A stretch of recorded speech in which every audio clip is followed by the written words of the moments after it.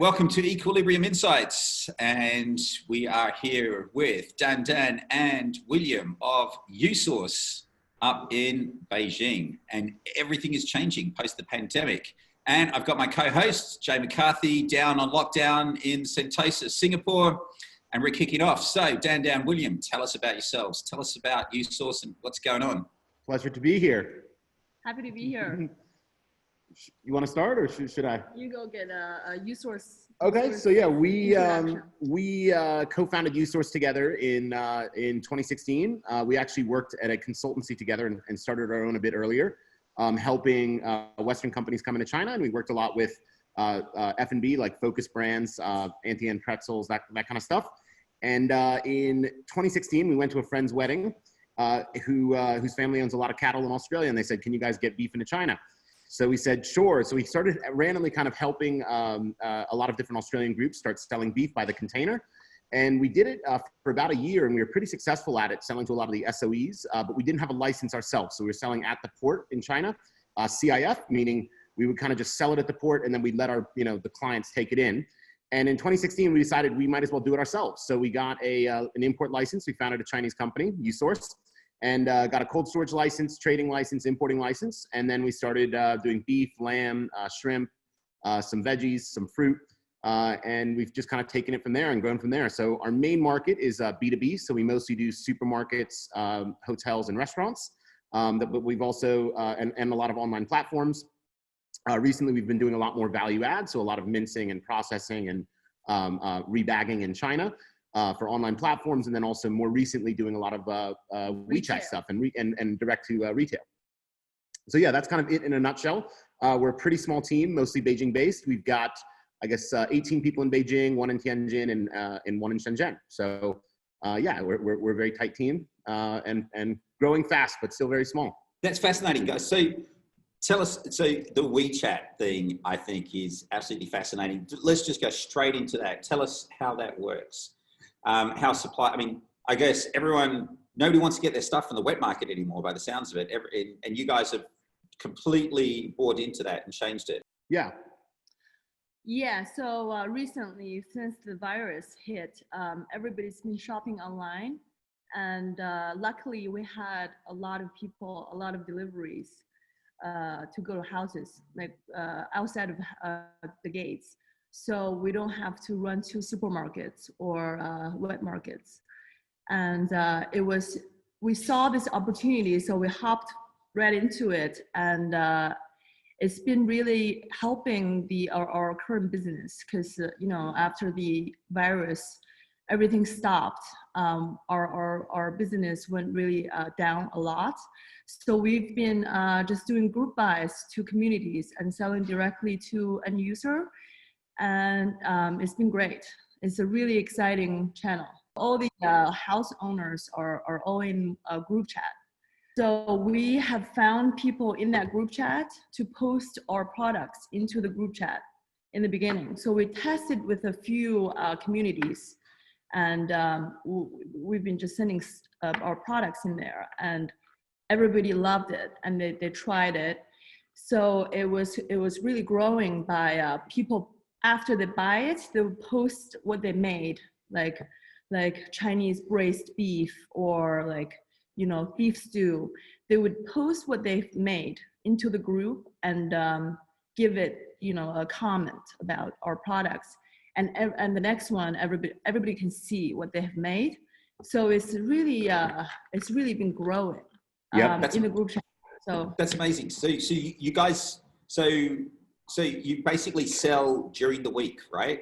On the group chat, and then everybody turns up on the weekend. Or how does it work? Yes, exactly. So we do one community every other weekend for drop off, but during the week we'll post a group buy notice, and they just buy during the week, and we drop off on the weekend. So they all turn up with a number, and they get what they ordered. Yes, exactly. They turn up with the number for their order. So yeah, just to add to that, the Daigo Mama thing, where they're basically on sellers on WeChat, have been around for a few years. I know Australia is the largest exporter to these, so they'll basically send over whole containers of small kind of retail size packaging, and then people will on-sell it on WeChat. So the community buy is kind of a step further in that, where right now, we have people buying all throughout the week just through our WeChat store or some of the online platforms that we supply.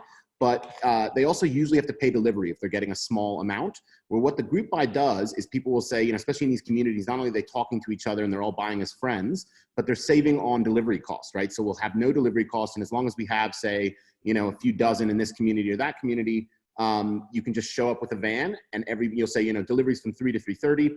Everybody shows up and picks it up. So it kind of cuts out, and it's all prepaid. So it kind of cuts out a lot of the logistics, as opposed to usually we're just throughout the week selling orders to, one delivery guy per order to somebody's house. So what the group chat allows us to do is save on that last mile. And the customer usually pays that last mile. So it helps them save as well. Got it. Okay. So, and you guys, how do you expand from here? Go to more communities. It's really growing. I mean, when we were actually speaking the other day, you drive around Beijing now and there's everybody's doing it. So it's becoming a very, very common, especially with the older communities, there's some of these buildings are just massive. They'll have, 50, 60 floors, a bunch of 10 buildings. So it's literally a small town worth of people, and they'll all be in one group building chat. And so once people have good product, especially fresh imported product, whether it's meat or milk, they really hop on it. So I think the growth in it, it'll become more and more common. If there's a way to kind of cut down on logistics costs, everybody wins. So it's only, I would say, it really kind of popped up during the virus or during the coronavirus outbreak. So we're just kind of seeing the beginning of it. But, right when we were speaking to you guys the other day, we were just driving past and we were seeing all these cars with their trunks open and people selling it out. So it's really taking off in Beijing. But does that mean also that you have no questions at this point about the sustainability of this idea? Do you get the sense this is carrying on?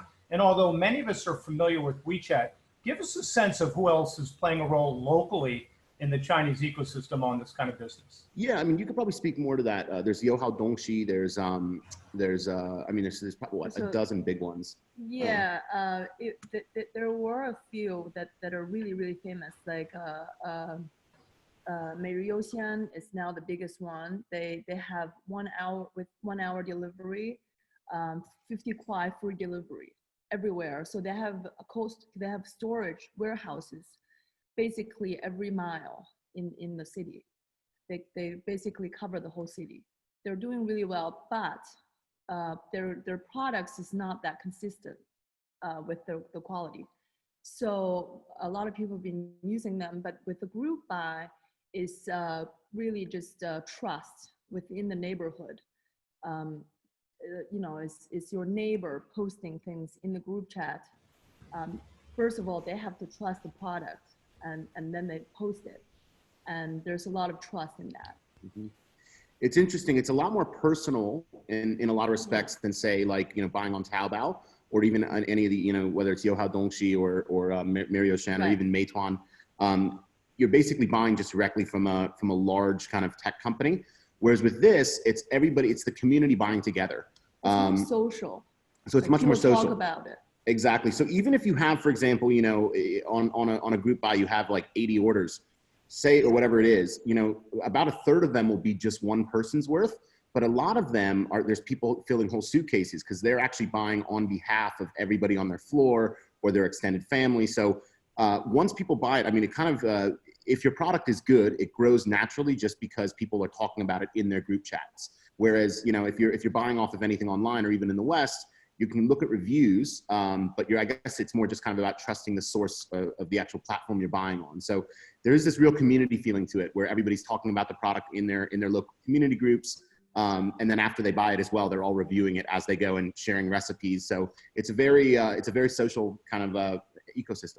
And does that social aspect maintain the continuity of this business? You're making me smile a little bit. I'm thinking about the ice cream truck when we were younger. You could have gotten ice cream from a lot of different sources, but that gathering effect made everybody love it. Is that a little bit of what's happening here? Yes. I think so. Yeah, it reminds me of the ice cream truck. Yeah, definitely. Mm-hmm. With or without the bells? Although the customers are a bit older. But yeah. So does this mean you're disrupting the big guys? You know, we're trying to be cheaper and better in quality. So I think if this is the way that's going, it's going to interrupt them. Yep. Yeah, because you're getting the meat faster to these communities in a group social buying experience, right? That's pretty damn cool. Exactly. It is, exactly. You know, I think we can also target the customers better. The good thing about this is every community have you know, a level of ability to buy. So if you go to a really high-end community, you can put your more premium, more high value or higher priced products there, and lower community you can put more lower margin products there. It's interesting, so it's better to target. You actually see, you know, if you're in like East Beijing or even like Dongjimen or any of the kind of higher end areas, people are buying ribeyes and strip loins. Steaks, yeah. Whereas if you're out like, you know, East Fifth Ring or kind of, you know, the boonies, everybody's buying like tendon and bags of beef cubes, shin shank for stews. So you can actually really kind of see just the, you know, the different styles of cooking. And I would say the farther outside the center city you are, the more traditional Chinese cuts you get, or the more demand for them there are. A lot of jin, which is basically a mix of tendon and meat for Chinese stews, whereas kind of in central city, everybody wants their steak. So it's interesting to see that. But, you know, to kind of add on what Dandan was saying earlier about your previous question, I think right now, all online platforms are growing, right? Because people aren't going to restaurants. Beijing's just starting to reopen, but kind of globally, you know, the winners even in the West have been Amazon. If people, you know, are worried about being, you know, everybody's trying to social distance, the answer to that is obviously to have things delivered. So I don't think it's not really a zero-sum game at the moment where, you know, community buys are winning and therefore Alibaba or, you know, the big guys are losing. Everybody's kind of winning at the moment. But yeah, I think eventually that, you know, it's a more pleasant experience to buy through these community groups, I think. So eventually, and again, you don't pay for delivery. So again, eventually, I think it will start to eat into the big guys' business a little bit if it keeps scaling at its current rate. I think this is turning into a more young people thing, because my parents' generation are going to supermarkets and markets to shop. They're more used to that, but young people like us now are getting really used to these community buys. Dandan for the last 2 years has bought everything on her phone. I mean, I haven't seen you go to a market in a long time. I mean, Dandan orders all the food. You have to carry things, you know. We literally get deliveries nonstop to our office, our house. It's just so. I mean, China's way ahead of the West in that sense. Like you can basically order anything, and it's delivered immediately. So I think we're at 100% delivery at the moment. Sure, we're going to forget how to carry things. You know that. We're going to forget how to carry things. Like I don't know how to. I mean, I don't even know how to carry something these days. Jay, you were going to ask something, mate. Yeah, I was just going to ask, we're focused a lot so far in this conversation about the efficiency of it all and the social nature of it all. Can either of you also make a comment about the awareness levels driving consumption here in terms of quality, diversity, of food source, and these other things, branding? How is all that contributing as well to the activity that you're involved in? Especially post the, you know, as you come out of recovery, or into recovery, I should say, post the virus. Yep. You want me to hit that one? Are you? Sorry, I didn't tell you that. So just asking, I guess, just more about how the recovery of how's the Chinese. I was going to say, here's the way to word it. So how is the Chinese consumer viewing things now post the virus, right? So as everything starts to recover, you know, are they much more concerned about where the food's coming from? Is it clean? Where's the source? You know, is it, you know, environment? Everything like that. I guess there's got to be a heightened sense of awareness now. Yes. Well, you know, there's a lot of different levels of education and, you know, all this, but people are definitely more and more aware of environment and where this food is coming. But most importantly is young people before the pandemic were not cooking much.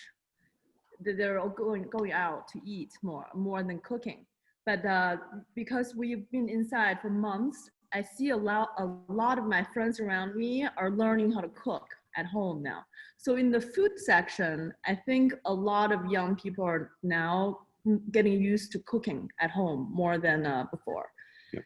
So the other thing about, I think, the group buys, you know, you're doing the marketing of your own product, right? So when we're selling to a platform, we have a few platform clients as well that, you know, will order something, you know, a ton of this, a ton of that packed, and they put their own label on it.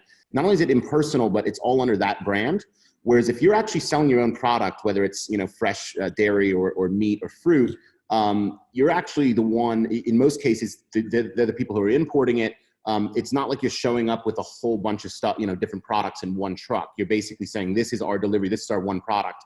So it's much more kind of, I would say, targeted than some of the big platforms. And the marketing is being done by the actual people selling it and importing it, as opposed to the third party large platform that has 10,000 goods on it, which is, you know, a bit more hands-on, a bit more personal. And do you guys advertise it as Australian beef? Like, you know, do you talk about the source? yes. Oh, absolutely. Yeah. That's the main part. Is the story. Yeah. Yep.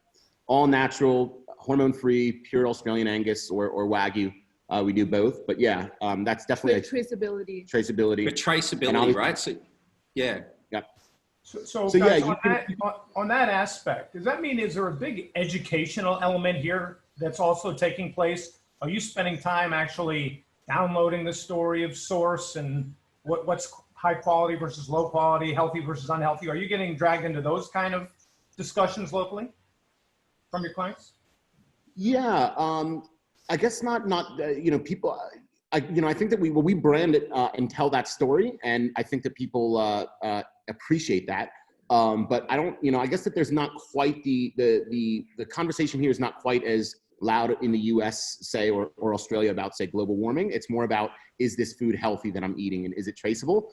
And on the traceable front, there's, you know, already at like Walmart and Sam's Club, for example, you can scan all of the meat there with a QR code, and it'll actually show you everything from the import docs, the certificate of origin. So we actually can do that as well on our group buys. But I think one of the big changes will also be a blockchain. You know, when you can actually say, people are putting now RFID tags right in beef from Australia, so you can actually see, was it ever temperature abused? Did it ever, what day was it slaughtered? Whatever. So you actually can trace it all the way back to Australia. So that's going to be a huge part of all fresh foods moving forward. I actually think it's going to be a very important part of it, because now when you go and somebody says there's a great source for our product, you go, look, it says a farm, that's it. You want to see the whole story, especially if you have younger people starting to build into your offer and they get more involved in the household activities with food source and quality. Everyone's going to want to hear the story. So that's very interesting. Yep. And obviously, I think it's much more pertinent in China, right? Obviously, China's had a lot of food security issues. And they're so reliant on importing, you know, all of Asia is short protein. So they're so reliant on importing their protein that it's a real issue. I mean, local, obviously we've seen so many scandals here. So I think that story is one that young people really care about. I mean, for example, Australia has such a great name for fresh milk and fresh beef that if you are advertising as pure Australian and you have all your certifications that are all on that group chat, people really kind of soak that up and are like, okay, well, you know, we'll pay extra, even though it's actually not much more expensive than local product is. At least in beef and lamb, Australia is almost just as cheap as local product, but people much prefer it. Yeah. And there's a real difference. Sorry, Dandan, yeah? Go ahead. There's a real difference when they try our Australian beef, and then they buy Chinese beef again, they can't eat it anymore. Yeah, it's very different. Yeah. Aussie beef.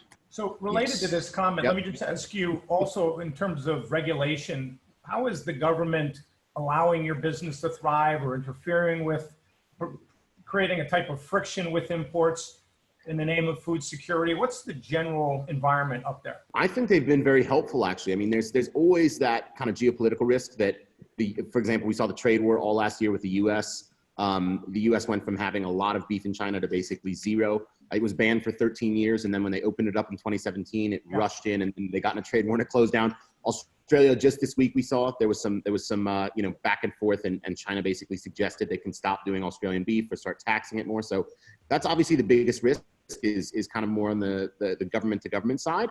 I actually think kind of inside of China, they've been very helpful. So for example, even with our traditional clients in restaurants, a lot of people have had their rent reduced for 2 or 3 months.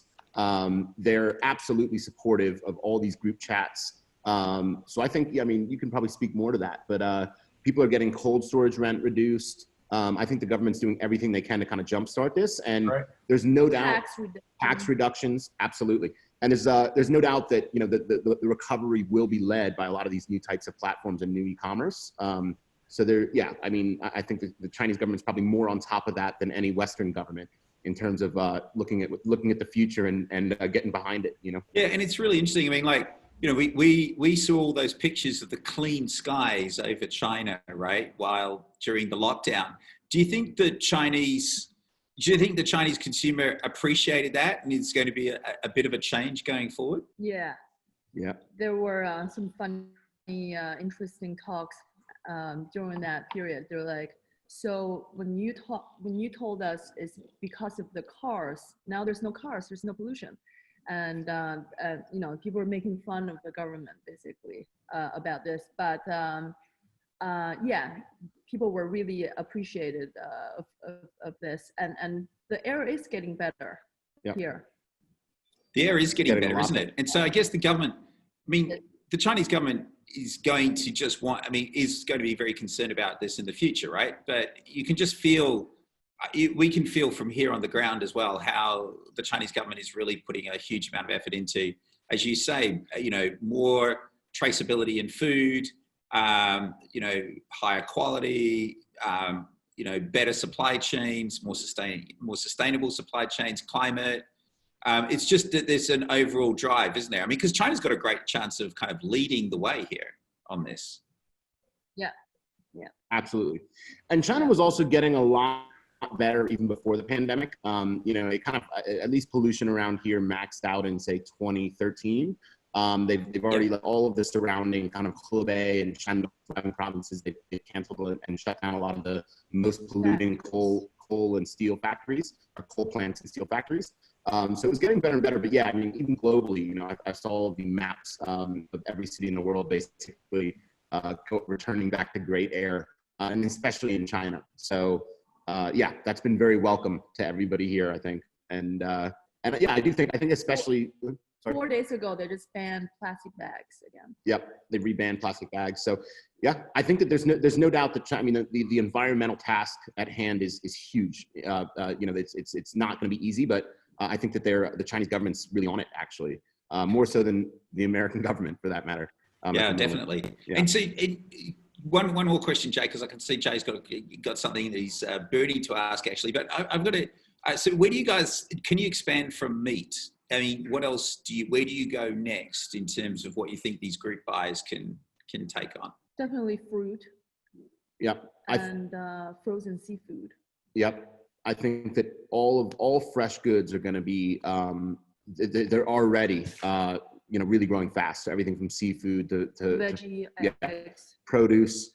I even think eventually you could see it, you know, for staples, for things like rice and corn. But those goods are they're kind of commodity goods, and they last so long that I think that the advantage will always be with kind of the larger volume players.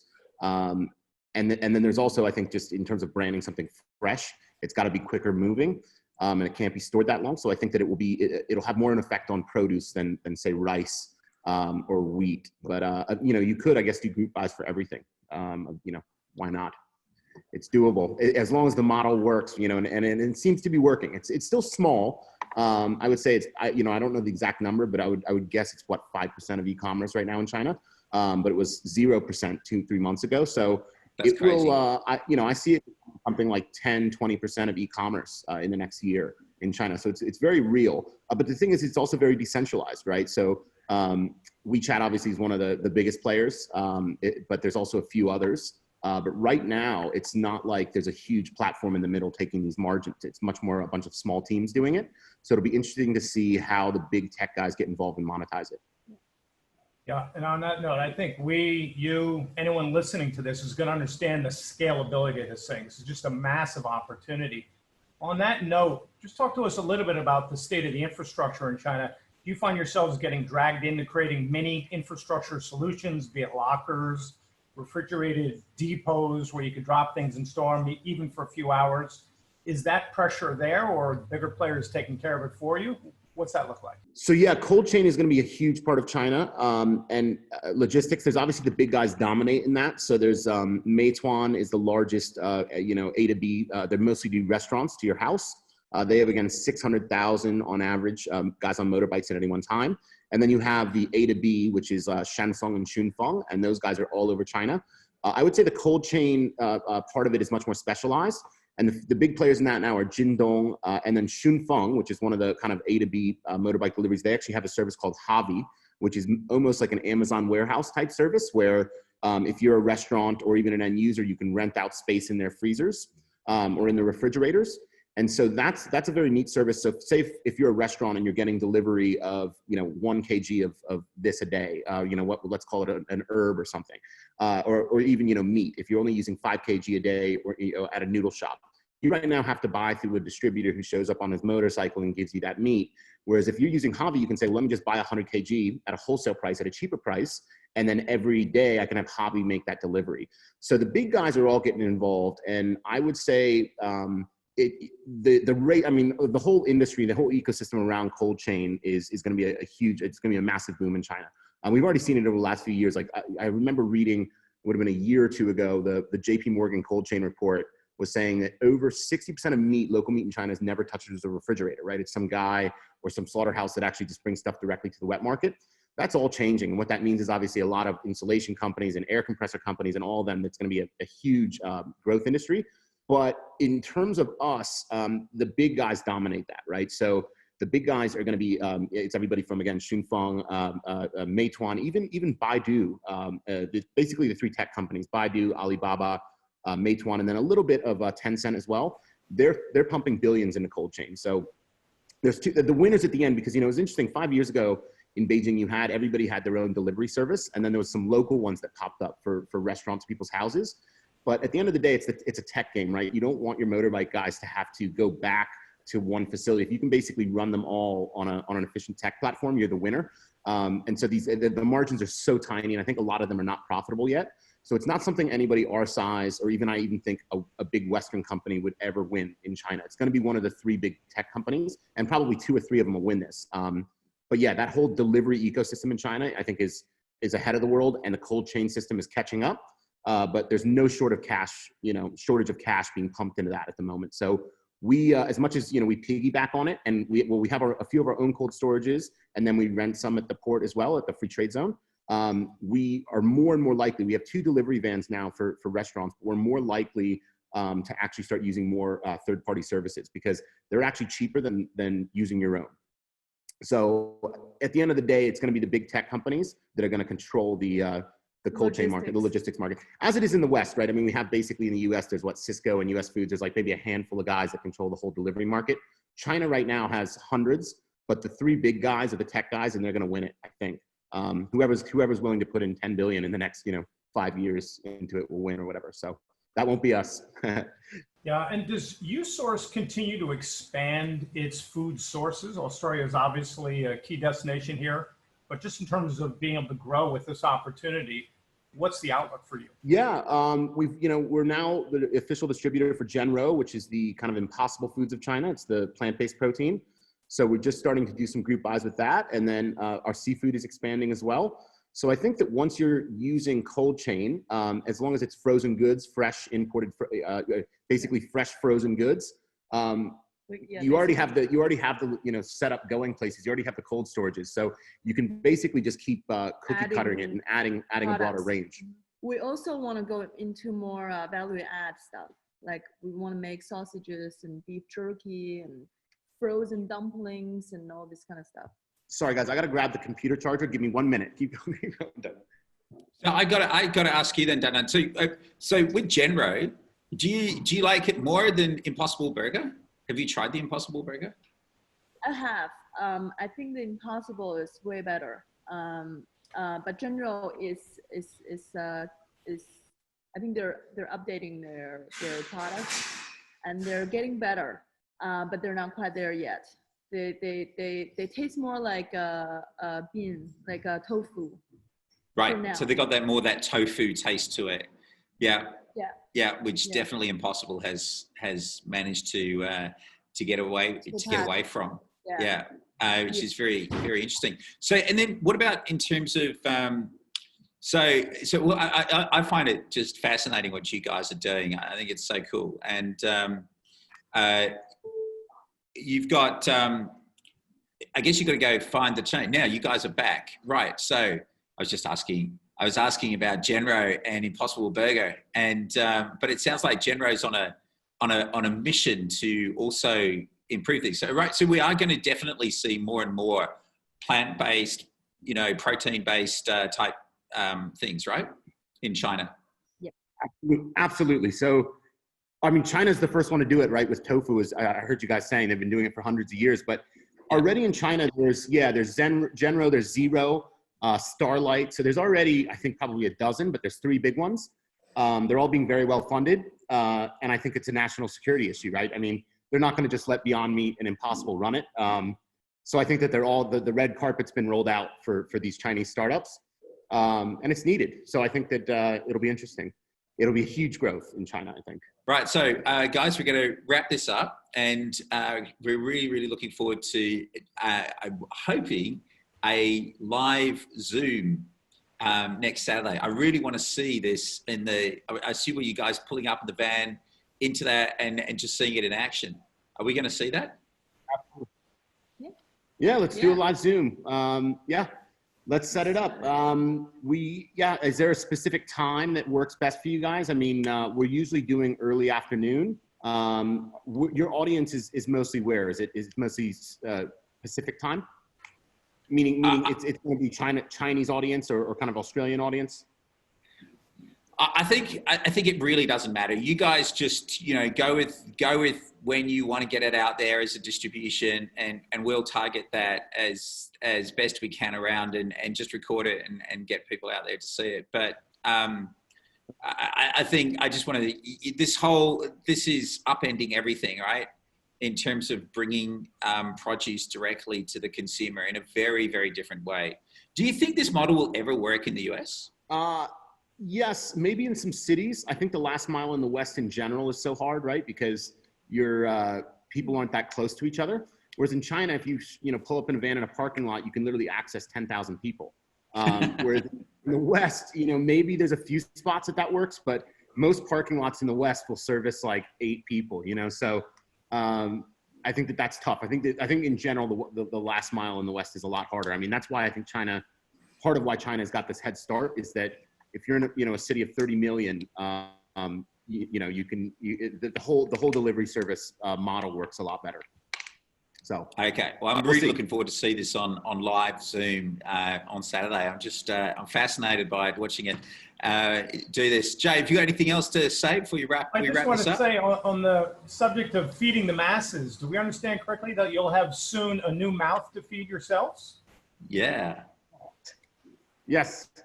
We're excited, expecting our first in November. Fantastic. Congratulations. Yeah. Stay healthy. Thank you. Stay healthy. Absolutely. That is very, very cool. Okay. Well, William and Dandan, thank you very much for joining us. I hope to actually meet you guys in the flesh soon. I need to get back to China. Don't we, Jay? We need a visit. Yes, but for the moment, Cameron does the trick. I think we get you. This works for now. It's all done. Yeah. Great. Thanks, guys. Really appreciate it. Okay. Yeah. Thank you. Guys. Cheers, guys. All right. Wrap it up. Bye-bye. Bye-bye.